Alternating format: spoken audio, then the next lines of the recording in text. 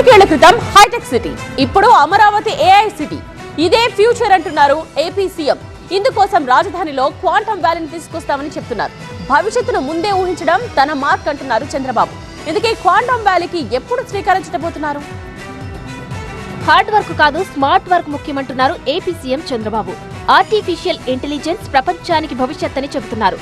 అగ్రరాజ్యం అమెరికా నుంచి African countries వరకు అన్ని దేశాలను ఇప్పుడు ఏఐ షేక్ చేస్తుంది.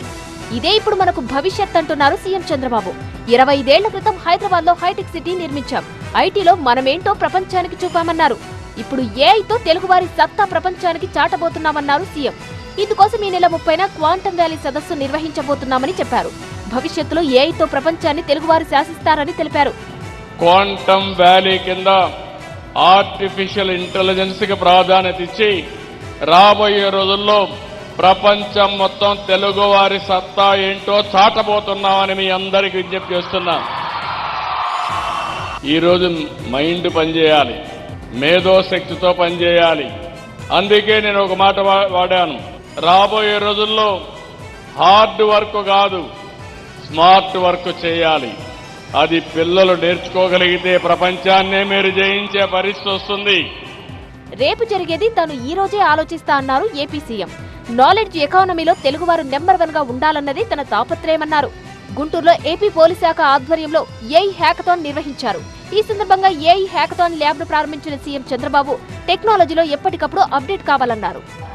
నేను అందుకే నిన్న మొన్న ఏఐ పైన ఇప్పుడు దృష్టి పెట్టాను. ఫస్ట్ టైం దేశంలోనే క్వాంటమ్ వ్యాలీ పేరు పెట్టి క్వాంటమ్ వ్యాలీకి శ్రీకారం చుట్టాను. ప్రపంచమంతా ఇప్పుడు అధునాతన క్వాంటమ్ టెక్నాలజీ వైపు చూస్తుంది. ఎంతటి క్లిష్ట గణాంకాలనైనా ఇది చిటికెలో పరిష్కరిస్తుంది. అత్యంత శక్తివంతమైన క్వాంటమ్ టెక్నాలజీపై కెనడా, చైనా, జపాన్, జర్మనీ వంటి దేశాలు ఇప్పటికే పెద్ద ఎత్తున పెట్టుబడులు పెట్టాయి. ఈ క్రమంలో టెక్నాలజీ వినియోగంలో ముందుండే సీఎం చంద్రబాబు అమరావతిలో క్వాంటమ్ వ్యాలీ ఏర్పాటు చేయాలని చూస్తున్నారు.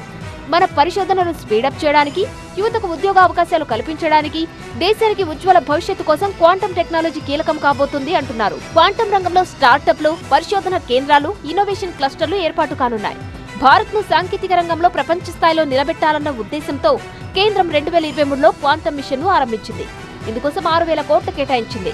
2030 వరకు కొనసాగే ఈ మిషన్ ను 100% వినియోగించుకొని అమరావతి క్వాంటమ్ క్యాపిటల్ గా తీర్చిదిద్దాలని, ఏఐలో దేశంలోని అగ్రస్థానంలో నిలవాలని సీఎం చంద్రబాబు ప్రణాళికలు రచిస్తున్నారు.